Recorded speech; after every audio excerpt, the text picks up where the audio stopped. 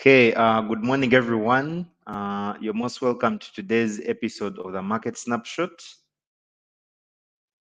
Good morning, everyone. You're most welcome to today's episode of the Market Snapshot. My name is Norbert Kiza, and today we shall be reviewing quite a lot of things in the markets.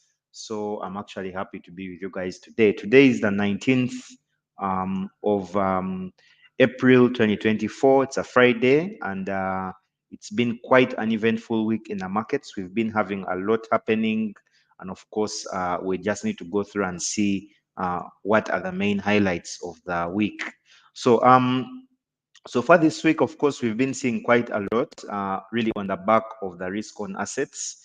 The currency pairs like the GBPUSD, EURUSD, the US indices, most of them have been in a steady decline. We have also been seeing that the DXY has remained quite resilient. The US dollar has really stayed very strong since I think that CPI report that it got. It's been on a serious tear. And of course, for the US indices, we've been having a lot of data coming in that has, I think, affected them to the downside. Seasonality, though, for April always shows that the stock market tends to perform relatively well in April, but that hasn't reflected in what we've been seeing on the markets. The markets generally, we've been seeing that the indices have actually been in a steady decline. Now, let me just begin with looking at that dollar index. So today is the day for technicals. Today we are really going to focus more on technicals and see what is happening on the different charts. So I'm going to, on trading view, I'm going to go through the DXY. Then I'm also going to go through the US indices, and then we shall cross over to MT5 to review the rest of the assets. Now, looking at DXY on the 4-hour time frame, what we can observe is that we've been in a steady uptrend. However, DXY also was able to break out of this fib box. It broke out of the fib box and it took out this high here, which we had around the 14th of Feb. And we're now in 2023 territories. So of course, knowing that we are now in April, essentially what that means is that most times the market will always revert back to where it was in the previous months. So now that we are now on the 19th of April, we are seeing that now the markets generally are going back to where they were in 2023. The US indices have tried a bit, but I'm hoping hopefully over the course of the next month, we should see a rally coming in from there. Now, the move to the upside for the dollar index, and the reason why most of you have also been witnessing that we've been seeing a weaker Bitcoin, we've been seeing a weaker Euro USD, we've also been seeing a weaker GBPUSD. That is, of course, on that inflation resurgence, plus also during times of geopolitical tensions, we tend to witness a much stronger dollar because it's a reserve currency. Investors tend to protect their money in the dollar, as well as also in safe haven assets like gold. So I still believe that we are going to see a relatively weak, relatively stronger DXY, and we should see that strength, I think, start to cut back possibly when we get the US election. So the US elections are going to happen on the 5th of November, but even before the US elections, we're also going to get our first rate cut coming in from the Fed. So that is going to provide some weakness there for the DXY. Now, crossing over to the indices. For the indices, I want to review them from trading view because I have my technicals drawn out very well and nicely here. So I just want to show you essentially how these indices have been doing. Now, on FX Spacer, US 30 roll is the index for Dow Jones. And if you look at my Dow Jones chart here, you can notice that the Dow Jones is actually down about 6.7% from its peak that it had around, right now it's about 7%, okay? And this move here is a move of about 7%, okay? Now, if you look at the Dow Jones, you'll notice that it is a very nice and beautiful corrective trend, Okay, the corrective trend has seen the US 30 roll move from as high as 40,000, that was on Easter Monday, to as low as 37,256. That was as of today morning. Today there was a bit of escalation of the tensions in Iran. However, it seems that the market has priced that in, and now it is reverting back to where it was sometime yesterday. Now, yesterday, of course, Rufus must have alluded and explained to you guys that the indices have been steadily declining. That is very true. And of course, if you look at trend, it's a no-brainer that that downtrend has been steady. Okay. Now, since we've had a pullback of about 7%, the main question that most of you may be having is, isn't that already enough, okay, for the index? Isn't it likely that we're going to see a reversal to the upside possibly over the next few weeks, okay? Now, that is really going to depend on a number of factors. The first one is going to be what happens with these Israel-Ukraine tensions. The other one is going to be with what happens on with the earnings that we have been getting. If we get better earnings and of course very strong forward guidance from some of the banks, it is likely that we see a reversal to the upside. Since the index, the Dow Jones, is down already about 7%, it's likely that it's going to have at least a gain back of about 3 to 4% from these levels. That should see it steadily rising and possibly moving back up before it continues its corrective trend. Okay. Now let's look at the Nasdaq. Nasdaq on FX Pesa is UT 100 roll. Okay, and the Nasdaq is not any different from the Dow Jones. It has also been in a corrective trend, and the corrective trend has seen it move as low as almost 17,000 flat, a level that it achieved around just this morning when we had those tensions escalating. Now, I'm looking at the Nasdaq. The Nasdaq is down about, this is about 7.7% from peak levels, okay? And of course, I'm expecting that we should see it possibly reversing back to the upside, a move that could possibly take it back to, maybe back to around 18,000, possibly closer to 18,000 before it starts reversing much lower. Now, those are just my thoughts. Of course, the market always has, it moves in what I call a trend, okay? Whenever we have a very sharp downtrend, it will at least come and reverse a little bit of that move and then continue in its original trend. Now, this is what I have regarding the indices. So we are going to cross over to MT5, but before we do that, I just want to show you guys what has been generally happening also with the other assets. So if you look at the bond market has been looking relatively strong, especially for the US. If you look at the US 10-year Treasury, you'll notice that if you look at it on a bigger time frame, which is on the weekly, we are seeing that it has been on a steady uptrend. Now, this uptrend for the US 10-year note has also been, we have also been seeing that uptrend there, even with the dollar index steadily rising, okay? Now, this goes to show us that the dollar is still looking strong. And if you're trading GBPUSD, Euro USD, expect a bit of weakness. Of course, I'm going to go through those particular two currencies today, as you've seen in the bio for today's snapshot. Now, it's likely that we are going to continue to see a much stronger treasury market in the US, okay? And we should see, of course, this treasury move even as high as 5%. And of course, that will damage the indices even more. Now, looking at the other things like the commodities, oil has also been on a steady uptrend on those geopolitical tensions. And of course, gold, without a doubt, we shall review it also, has also been on a steady uptrend. I think every single person that has been coming in for the snapshots has been telling you guys how gold is a buy, and without a doubt, that is the case. And the reason for that, of course, is because of the of those tensions. Okay, so let's cross over to MT5 and see what is happening with other assets. Okay, so let's see, just a moment.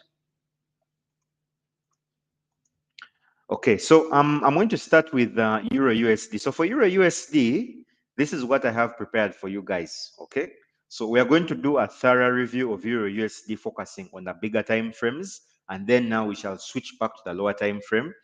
I've had to clean up my Euro USD chart because it was pretty busy with too much on it.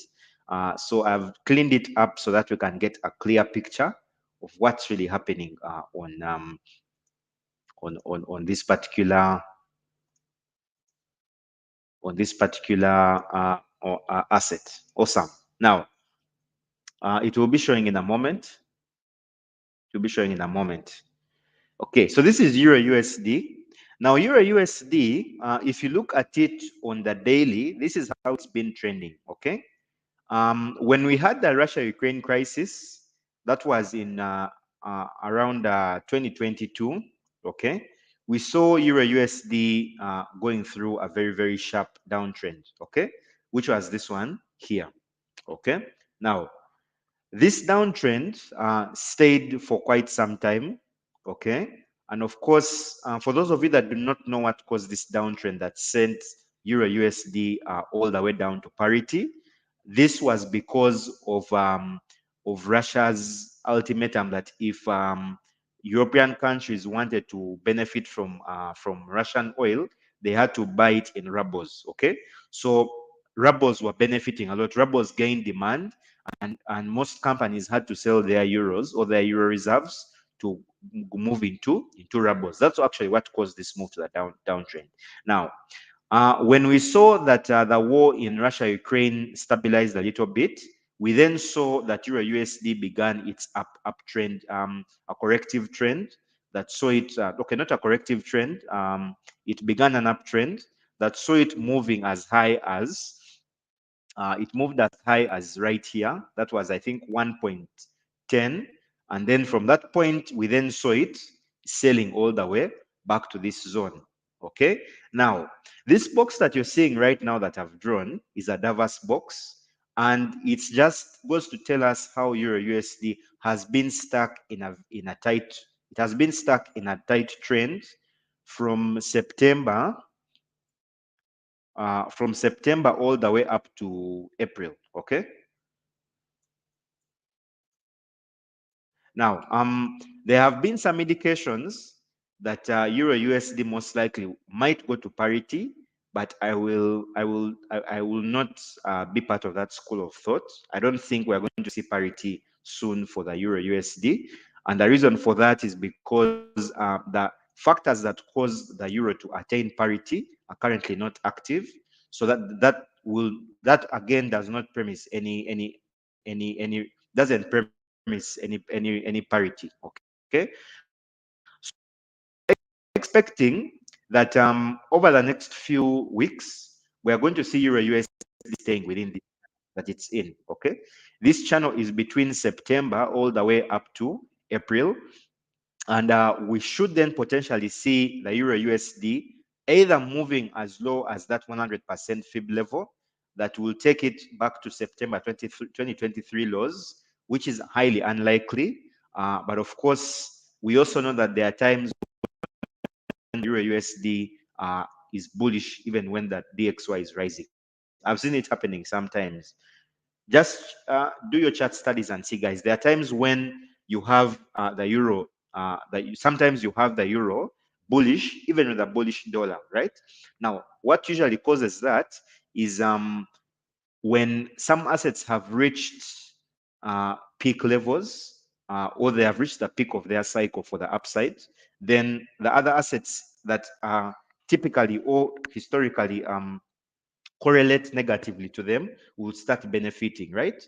So I'm expecting that we see a fairly higher move potentially for the euro that should take us at least as high as here. Okay, and if that doesn't happen, then we should see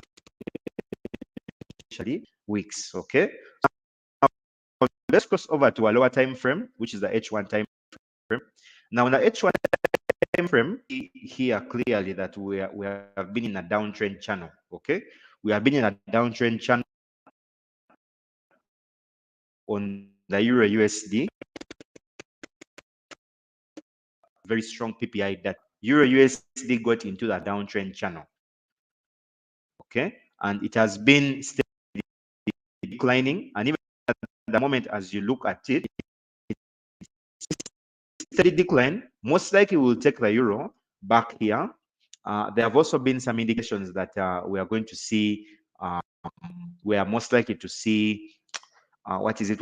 Rate cuts. Okay, the rate cuts in the eurozone, and of course, the reason why ECB had indicated that they are likely to rate cuts. Lamik, you're saying sound. Mic check, mic check.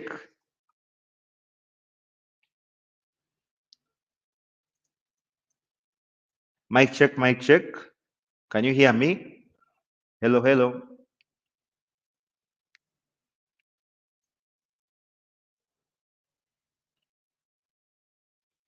Okay, I think Lamik, kindly check your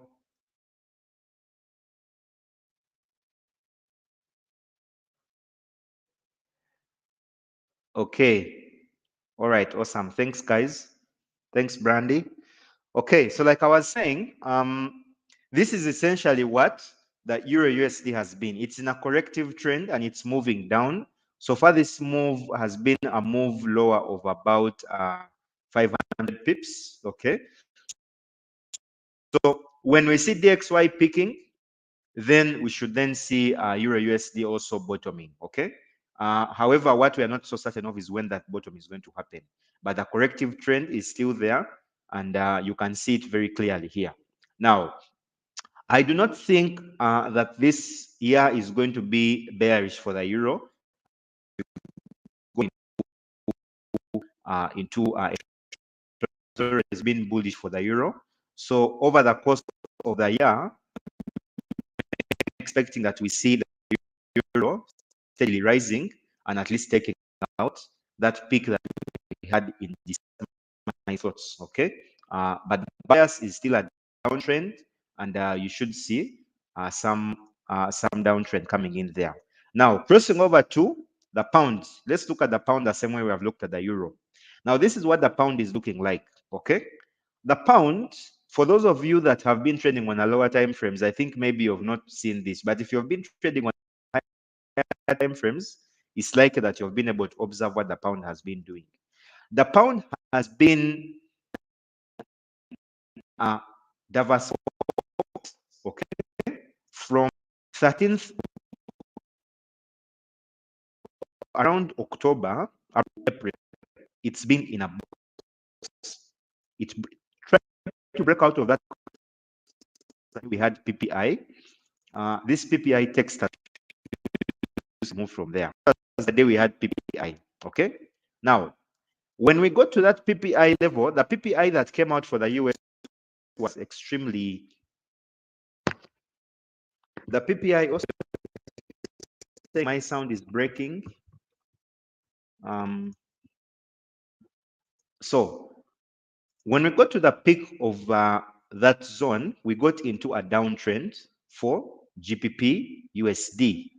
This downtrend, Agnes, you're saying I'm breaking. Okay.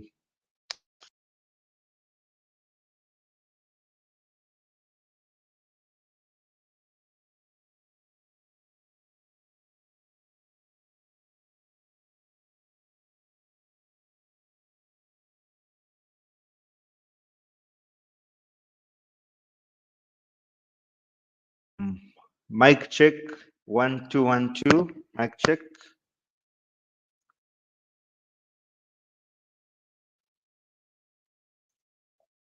Mic check. Mic check. Okay. Sound should be back now. Thanks, Brandy. Okay, so back to what we were discussing, guys. Yeah, so this is GBPUSD. Okay, so we were in a channel right here, some kind of well, in some kind of a channel here.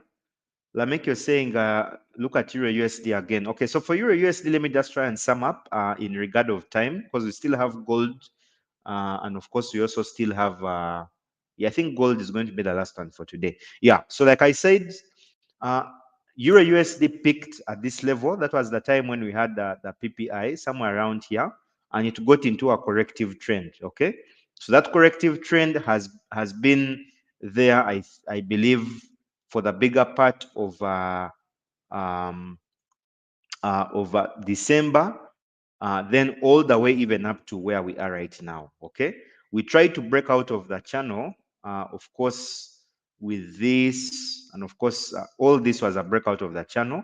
But then we also then saw that after breaking out of it, we then went back into the channel. Okay, so I suspect the reason for that was because of the resurgence of the DXY. Okay, so again, like I said, uh, Euro USD is very unlikely that we see a move back to parity. Okay, parity is where we have $1, €1. That's unlikely to happen, but I'm expecting it that most likely if it goes back down, it's going to attain this 100% fib level there, which is somewhere around 1.04659. Okay, and that move, I believe, is going to be a move of about 200 pips, so we should see it reaching there.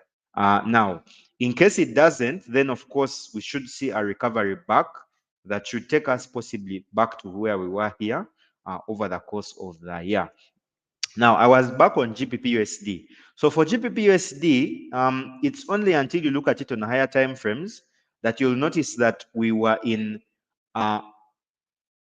actually a ranging channel right from November into December, and then we started rising. The time we started rising was around the 13th of Feb, and I believe that was around the time when we were getting a very, very weak dollar, and that move peaked right at this point where you're seeing my arrow. Okay, and ever since then, GBPUSD has been in a downtrend.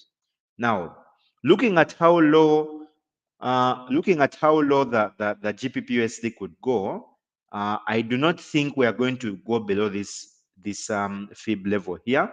And of course, this was around the area of this was around November. Now, this extra box that I have drawn here, the reason why we had GBPUSD getting into this area to start with was because of that period of very, very high inflation in the US, rather in the UK, and it eroded the value of the pound quite substantially because the inflation um, had reached double-digit levels. I think it was around 11, 10%. It was crazy. And when inflation is very, very high, it usually devalues the currency, like it removes the real value of the currency. So I do not see GBPUSD reaching back here. The lowest I think we can go in this cycle of a downtrend is back to here, okay? Somewhere around here.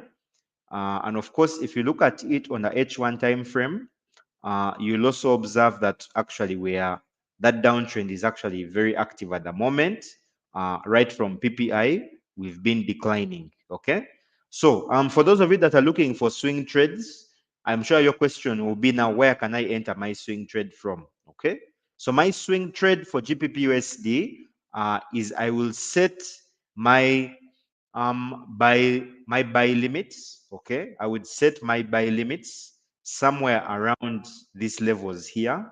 Okay, closer to my 100% fib level. Okay, if I'm a swing trader, and the reason for that is because I would want to get the lowest point possible.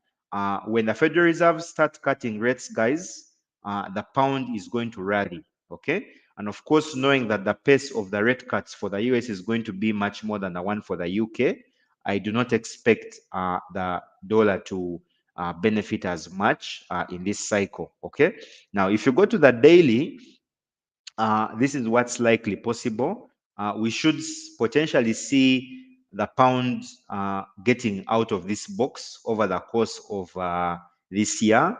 And of course, once we break out of this box, the pound is going to go as high as where it was in 2023, which is somewhere around this level here of 1.31430. Yeah, so that's what I have for the pound. So I've tried to do it with top to bottom approach today so that we can get a strong context of what these assets are looking like on the big picture. Okay. Crossing over to gold. So for gold, if you look at gold on the higher time frames, if you look at gold on a higher time frames, this is what you'll be able to observe. Okay. So gold has been in a very, very strong uptrend. We've been seeing it breaking through level after level after level. Okay. If you want to find out what's really happening with gold, then I will just ask you to revisit the snapshot I did last Friday, where I was able to show members the size of what is it?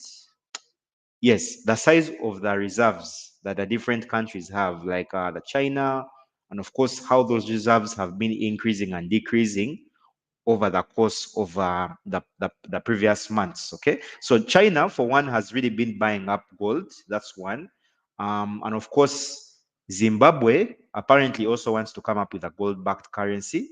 I don't know whether that is the reason why we are seeing gold also on a very strong uptrend. Uh, there's so many factors, guys, that are pushing gold's way up this year. It's not typical that you find a year where you have geopolitical tensions, you have rate cuts coming in for the US. Then to top that up, you also have a US election. The uncertainty, I think, is unprecedented on all fronts. And the reason why we are seeing people flocking here is because of those tensions. Now, retail traders or retail investors such as you and me, if you look at Costco in the US, Costco in the US, they sell gold and silver. I was checking online and it showed that they had 2 billion worth of gold bar sales. These small bars of gold, they sold about 2 billion over the past year. So which means everyone is buying gold, from institutions to central banks to retailers, everyone is heaping up on gold. Okay. Now, what is gold likely to do? That's a big question now. If you look at gold on a higher time frame, you'll notice that it has not been having very, very sharp pullbacks. It's been just going from one level to another level to another level, like non-stop uptrend. Okay. By the look of things right now, and of course the reason why I drew this channel here is you can see quite clearly that we are still in a very nice uptrend. Okay. Whether that uptrend is going to stop, I think is going to depend on many factors. One of them could be seasonality, where gold might get into a seasonal downtrend as profit taking comes in, as central bank purchases also reduce. But I do not see gold moving too far down. Okay. The most we are going to see on gold is going to be a corrective move of about 700 pips before we see the next move to the upside. On Friday last week, we essentially saw gold moving up to, we saw gold moving, I think, up to, where was it? It moved up to, I think, about 2,320 before reversing that move and continuing higher. Okay. If you guys recall, we saw gold moving up to here, bought back into that channel. And then, of course, after buying back into that channel, we actually saw it moving to the upside. So I think gold is in a steady uptrend. And as you can see, we might see this steady uptrend continuing. But what I've observed is as we see gold moving higher, it seems to also have very, very big liquidity sweeps. And we have been seeing those sweeps sending it very aggressively to the downside. If you look at gold's price action as it's been rising, the sweeps have been there, but not as big. Okay. We've been having some sweeps that have been roughly about 100 pips. But now, if you look at the sweeps we are getting now, They are much bigger. Okay, this is a sweep of about 350 pips. The sweep we had this morning was a sweep of about 350 pips. So which means gold is starting to get weaker and weaker with its uptrend. And of course, as we get the tensions kind of like coming down a little bit, we should see gold then having its corrective trend beginning. But on the higher time frames, that is not yet visible. Gold does not look like it's giving up as yet. And therefore, I think we should then see a relatively stronger gold as we go into the course of the month. Yeah, awesome. Question time, guys. If you have any questions, now might be the time to ask your questions as we finish up the snapshot.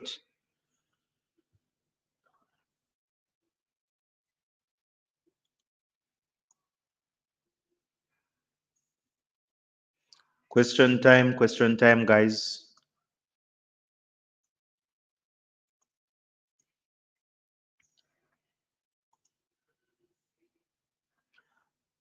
Oh, Apollo. Yes, Apollo, how are you doing? Apollo, it's been a minute. You've been lost, my brother. How's everything? I've taken a while without seeing your question. I hope you're doing great, Apollo. I hope the markets have been good for you. Apollo is saying, what's moving the current stock price correction? Nothing has changed. What's moving the current stock price correction? Nothing has changed from what caused the bull run.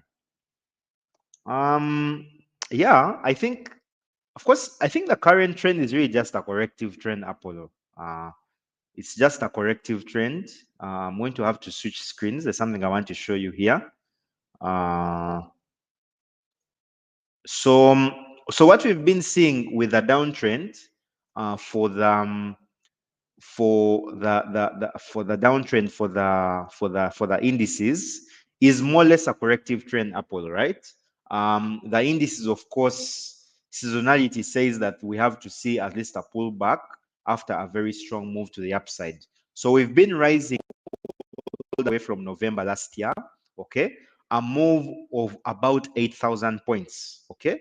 And the pullback we've seen is a pullback of merely 3,000 points. I beg to be corrected. Should be, yes, about 2,500 points, okay? Somewhere around that. Now, this, of course, on one hand is absolutely normal. And of course, with or without the tensions that we are seeing with Iran and Israel, there was bound to be a pullback. Okay.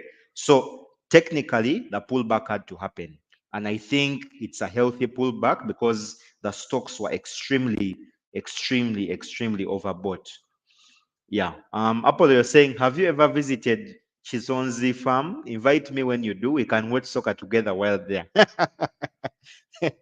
I don't know whose farm is that. I need to find out who the owner is before I go there. Yeah.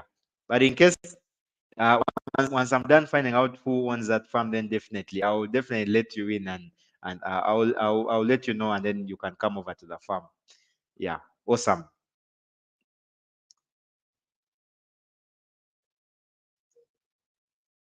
Mm.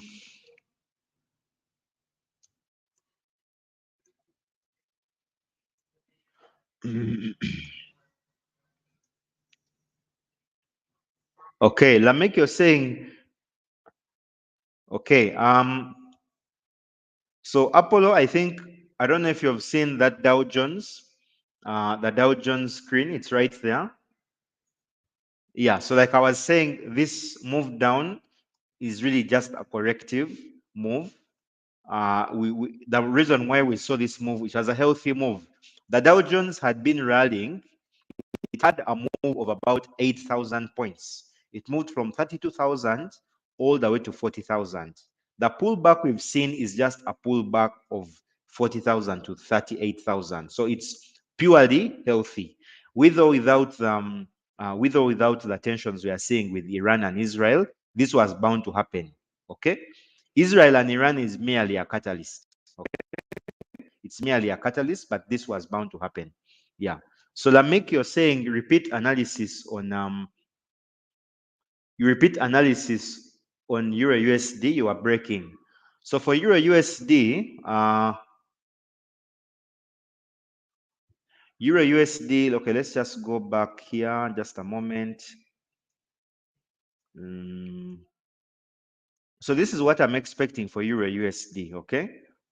For Euro USD, we should see a fairly weaker Euro. I'm expecting, of course, we should potentially see over the next few days, maybe a likely move higher, slight move higher, back to that fib level, the golden ratio. And then once we get back there, we should then see it continuing back down. Now, in case it does not move below that box, the one on the daily, then I think this will be the bottom for now. Okay, this will be the bottom for now. Don't just a moment, guys. You're going to see my screen shortly. You'll see it in a moment. Give it a moment. Yeah, so this is essentially what I'm expecting for the euro. Okay, we should see it potentially moving back to that 61.8% fib level. I tend to believe that I don't see any factors that are going to move the euro back below that box. The most we are going to get is the bottom of that box. So if you are a swing trader, this should be the entry point for your swing buys on the euro. However, if we see ECB cutting rates before the Fed, then the euro is going to first have an initial move to the downside. And when that move is through, then we will see it reversing and most likely moving back to the upside and potentially getting up back out of the box to that level there. Oscar, you're saying, was yesterday's ECB speech bullish or dovish? I didn't listen to the speech yesterday, but of course, the general consensus from most of the ECB speakers is that they want to look into cutting rates. The Eurozone has had very sluggish growth. Inflation has also really reduced. And I'm thinking that is really going to premise any rate cuts that are going to come soon. Now it's just a matter of timing.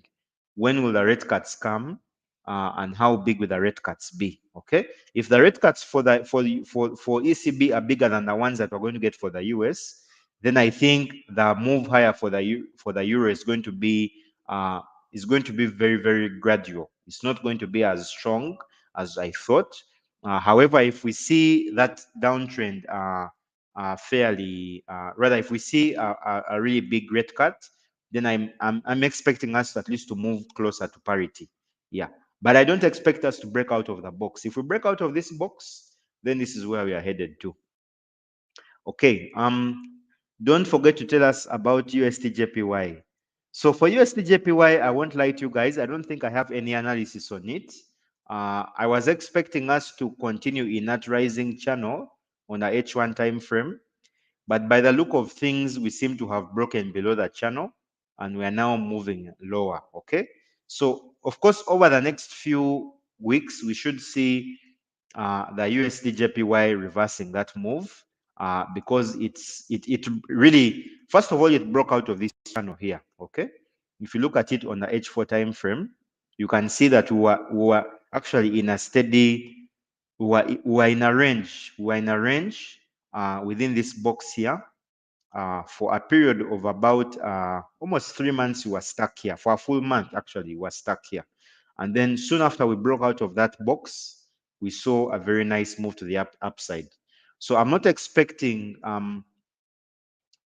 USD to continue rallying as much. Once it has peaked, then I think we are going to see it starting to reverse, a move that's going to take it lower. Ernest, you're saying, how do you call crude oil in FX Pesa? Crude oil in FX Pesa is US oil. US oil, you can look for it, I think, where is it? Yes, it's right here. US oil roll. The roll means that it's a rolling CFD. You can open up a trade now and hold it into tomorrow and into the next day, and even as long as you want. Okay. Yeah. So it's called US roll. What is the GPP level for going short? Matthew asking. GPP, the best area to go short, I think, should be closer to that golden ratio zone. Okay. If we see any price movements, potentially ratio zone, then we should see a reversal back to the downside. But at the moment, I do not think we are going to see it really moving as higher anytime soon. It's still very, very bearish, and we should see that bearish momentum continue. Okay. Any more questions, guys, as you wind up? Keep in mind, guys, that this session is recorded, so you're still going to be able to find it. Hello, Norbert. Are you on social media? Do you have a trading community? Yes, I'm on social media. You can find me on Twitter. You can find me on Twitter.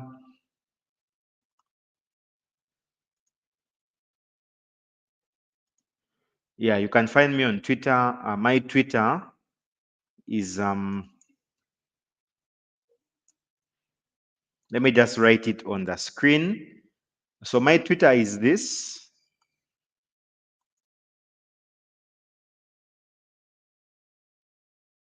You can just search for me on Twitter. So I usually comment a lot, and you can just search for me. That's my Twitter, my Twitter handle. Okay.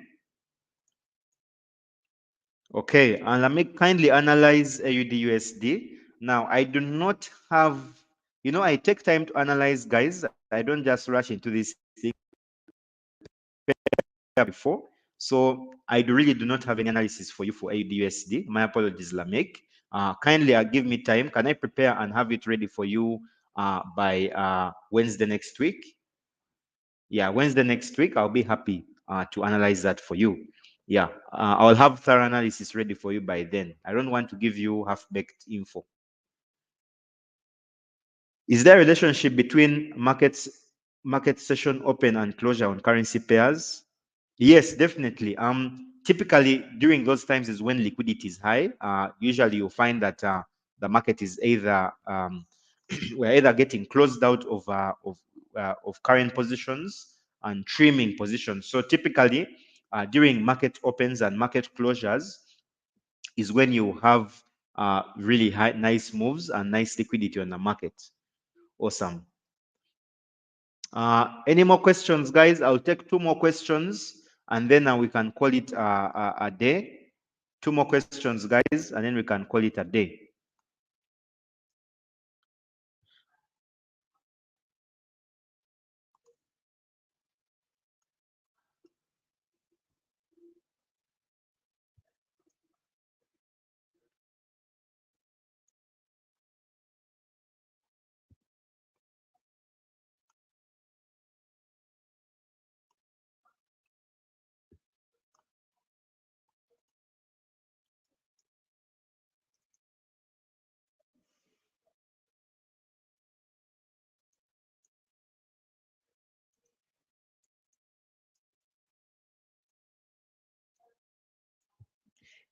Okay, next question. On currencies, what's more important, economic data or central bank action? The former moves the latter. I think central bank action, without a doubt, definitely, because of course they have two mandates. One is maximum employment, another is price stability. So of course, price stability has an aspect of economic data because that talks about inflation. Maximum employment, definitely, without a doubt. There you're talking about the employment sector and all of that. Yeah, I think so. Whatever the central bank does definitely has a much bigger impact. Okay, and that's why even with the current sentiment we have been getting that the Fed is going to keep rates higher for longer, we are seeing that playing out with the market. Yeah. Yeah. But to some extent, if you look at it, really, economic data also plays a part, but not really too much. I don't really think. It's really the central bank that has a much bigger play or impact. Awesome.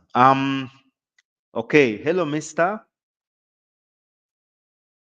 Have been losing my winning last week. I grew an account from wow, $7, $80 is mind blowing. That's crazy. Oh, and my apologies for that. Yeah, so sorry to hear that. You blew your account. What could be my problem? Um, on one hand, it might have to do with the number of times you trade. If you over trade most likely you can finish up your account. The other thing is also regarding the size of your lots. If you are increasing your lots in a at a much faster pace, definitely it might have impacted your trading. Okay, yeah, don't increase your lots too quickly, because if you increase them too quickly, then definitely it will have an impact on your trading. Awesome. Guys, I think that's it from me. I wish you all an amazing weekend. Let's catch up next Wednesday. Lamek, that's for AUD and I'll get back to you on it. I'll have that analysis ready for you the next time we meet. Yeah, cheers, guys. Happy trading, and we catch up soon. Thank you, guys. I appreciate it.